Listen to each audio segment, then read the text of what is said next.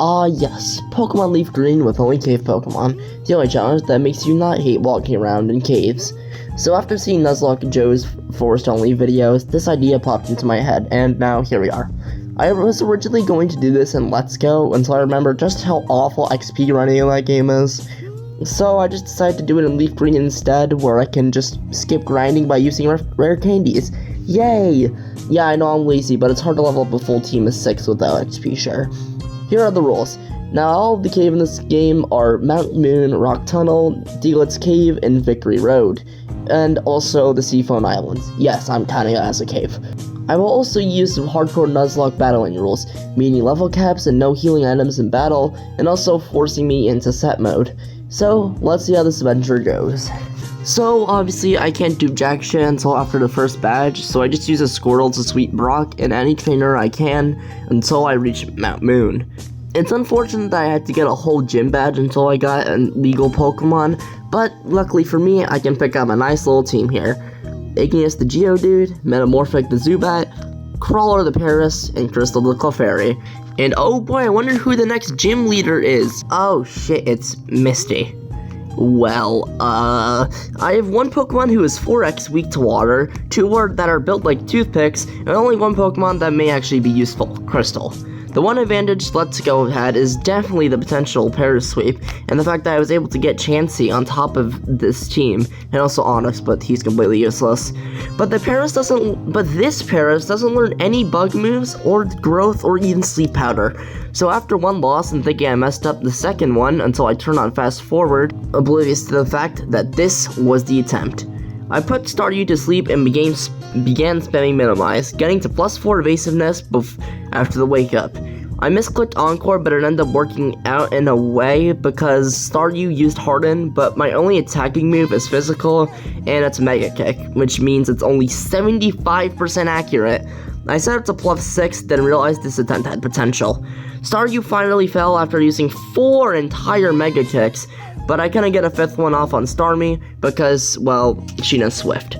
I switched to Crawler to get off a huge poison powder and leech lives before using up Misty's potion actually, and putting the Starmie in dangerously low before Crawler finally died. Yeah, I kinda underrated this Paris' usefulness in this game. Yeah, look at this HP after sacking Igneous. So I think it's pretty obvious for Metamorphic to come in, risk a quick water pulse, and then taking out the Starmie, giving me my second badge. Oh my god, that was painful. Thankfully, my rival Water on Nugget Bridge doesn't even come close in comparison in terms of difficulty. Igneous took out the Pidgeotto with one rock throw, and then Metamorphic one-shot Bulbasaur, Abra, and Rattata all in one hit. So yeah, easy fight. I then immediately head to the Ensassan after some trainers to fight him yet again, and it went the exact same way. Even if more Metamorphic was 2 levels above the cap from fighting like all the trainers, she won't be used for the Surge fight, and plus 2 levels over wouldn't have changed jack shit, let's be honest here. Anyways, it's time for Surge, and now with 2 ground types in my arsenal, I think you can imagine how this fight went. Yeah, Igneous kinda just spanned Magnitude for his way to victory. This is why I love gambling.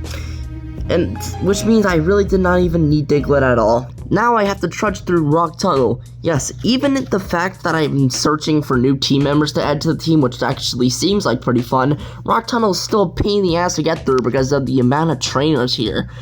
But luckily, I think the new buds make up for it. I pick up Tyson the Machop, Shields the Mankey, Sentiment the Onyx, and that's it. I thought there was another team member.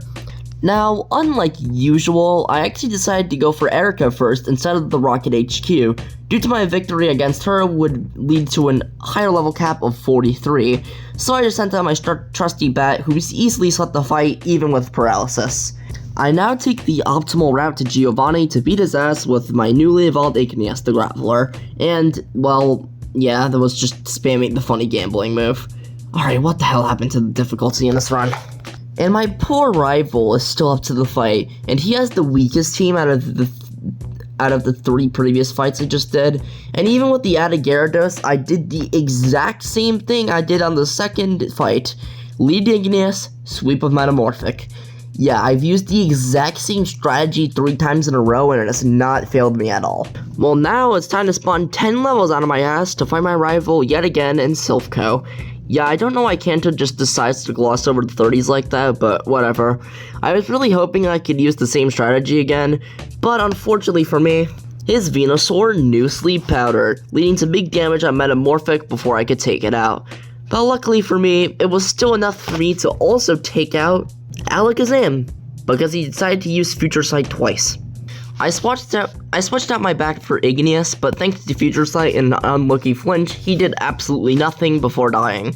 I switched in Crystal, but I forgot she has the cute charm ability that hit Gyarados turn 1. Not like it mattered because he only failed to hit through once, but still pretty nice. After his Gyarados, Growlithe was no problem for Crystal to kill with 2 returns. I lead with shields, forgetting his lead was in Nidorino, so my angry fighter got poisoned and brought down to under half before his lead fainted. I switched to my Dugtrio Waka on the Nidoqueen, but the exact same thing happened with me getting poisoned as I switched in, but luckily I still took out Nidoqueen and even Kangaskhan.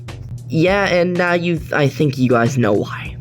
But now after Kangaskhan drops, I switch to Igneous, who easily takes out Rhyhorn. But now, after doing all that garbage, it's finally time to take on Koga, who Igneous suffers the same feat as Shields in the previous fight. He gets poisoned and brought down to below half by a fucking coughing. But luckily, he's able to one-shot the stupid minimized muck. I'm so thankful I ran to the high magnitude for him.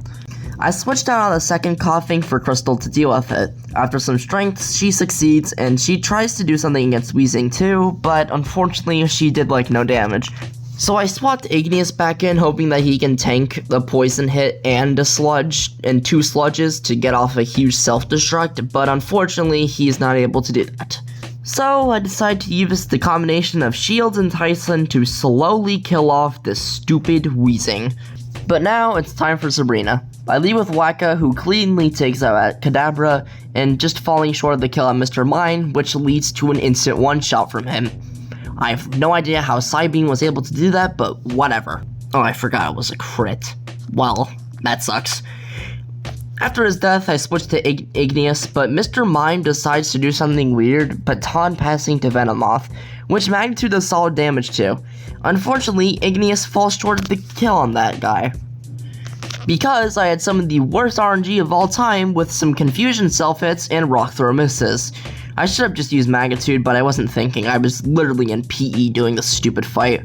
I switched to Metamorphic, who thanks to 2 Psybeams, takes the kill with 13 HP, and also takes out Mr. Mime with a lucky Bite Flinch. Once Alakazam came in, I decided to use Confuse Ray as I knew he would use Future Sight turn 1, but Sabrina made a grave error next turn by full healing, leading to some free damage, but then the AI clicked Future Sight again for some reason, so yet another free hit. Nearly killing the Alakazam actually. But luckily for me, Sabrina decided to not heal. I'm not sure if I used all her potions beforehand, so I decided to BM the Alakazam by encoring it into Future Sight with Crystal before cleanly taking the kill with a strength on the next turn. Yeah, I want to know where the Golbat haters are at, cause this bat's a menace, taking out 3 Pokemon on a Psychic Gym.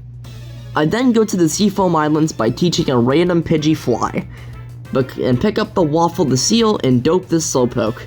And I actually ended up picking the better version for this challenge on complete accident.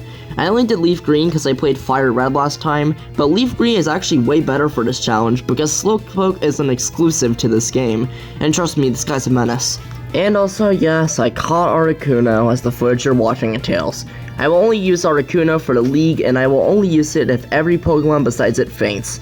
Anyways, with these new pickups, I'm able to speak both Blaine and Giovanni with my 2 water types, but mainly Waffle because she did the entirety of Giovanni and most of Blaine. And now for the final battle against my rival. The battle goes as usual for the most part. Igneous takes out Pidgeotto, Metamorphic takes out Venusaur and Alakazam due to a crit and him using Disable for some reason. But now, for his new Rhydon, I had Dope deal with that, and then she proceeded to sweep the rest of his team too. Yeah, even Gyarados got dog-walked by the silly little Slowbro. I don't know how that happened, but okay. Anyways, I speedrun Victory Road, not even picking up any of the new encounters, and then wait an entire day to challenge the Elite Four. First up was Lorelei, who I lost to on attempt 1 due to some bad planning, but I knew what I had to do for attempt 2. I did something silly by leading with Waffle and sheer colding his meter on the first try. That was not going to plan, but okay. Waffle then also slowly but surely killed Cloyster too, and even landed another sheer cold on Slowbro after seeing the pitiful surf damage. I subbed out against Jinx into Dope, but that failed miserably because of Lovely Kiss, and after Igneous got one shot, I knew it was time for my trusty bet. And of course, she got the crucial Blight Flinch to secure the kill on Jinx. Unfortunately, she couldn't poison Lapras before falling down, but that was all she needed to do, because it gave a nice layup for Shields to come in and kill the Lapras with ease. Next up is Bruno, and well, he's Bruno, so I'll just summarize it real quick. Waffle beats Onyx to get sacked, Metamorphic beats his 3 fighting types without taking a single hit, and then Dope finishes off the other Onyx. Light work. Agatha was also pretty easy. Dope owned her first Gengar, her Golbat, and her Arbok. Metamorphic nearly kills Gengar with a crit bite, but I decide to confuse Ray on the turn he attacks like a stupid idiot. And this was stupid because Agatha healed her Gengar up after he hit himself as I subbed in Dope. But luckily, that didn't matter for shit, because Dope just decides to one-shot the Gengar anyways, and then the Haunter that follows after. Yeah, that's right, Dope one-shot every single one of Agatha's Pokemon. Yeah, easy. Lance, on the other hand, was an absolute beast. I lost on attempt 1 because his Aerodactyl got diabolically lucky with Ancient Power, so unfortunate. His Gyarados is a big issue, forcing me to use Dope, one of my best team members. She's able to waste a potion before Hyper Beam wrecks her, because of a lucky crit. This allows Igneous to come in and easily take it out with 2 hits. Igneous also proceeds to one-shot his incoming Dragonair, but falls to the second Dragonair. But luckily, Shields finishes that Dragonair off before dying to Aerodactyl. Waffle comes in to get revenge for 10th one, which, keep in mind, set me back a bit because my last save before Lance was before Bruno. But luckily for me, this time, Aerodactyl only got a boost on the turn he died to my Surf. This only left Dragonite, which Waffle was actually so close to killing. Like, look at that, man, that has to be exactly 1 HP. But luckily for me, I still had my trusty Bat alive, which comes in to save the day yet again with a single Aerial Ace, managing to take out Dragonite. And I have no idea why Lance decided to not heal. Anyways, it's time for the final fight of the run. Me and my rival Water for all of the marbles. Waffle takes out Pidgeot with ease, before Rhydon actually got some good damage in. Because thanks to Sand Attack, my first Surf missed, so yeah, 23 HP. Once Venusaur came in, I switched to the MDC of the run to easily take it out. But unfortunately for me, Alakazam isn't stupid this time and actually decides to pick up the kill with a Psychic. I tried to use Igneous to explode on it, but he got one shot, so I decided that Dope was the next best one to handle it, and I was correct, with her still being at half by the time he died after 2 Surfs. Yeah, that's right, 2 resisted Psychics nearly did half of a Slowbro's HP. Yeah, Alakazam's kinda broken in Kanto. Dope was also a good play because Water's Arcanine comes in next, so yeah, easy Surf Loco. And then, his final Pokemon, Gyarados, comes in. After 2 turns, Gyarados was kinda low, but Dope was only at 29 HP, meaning that another Dragon Rage would easily kill. I was confused on what to do, but I decided to just send it with my Psychic.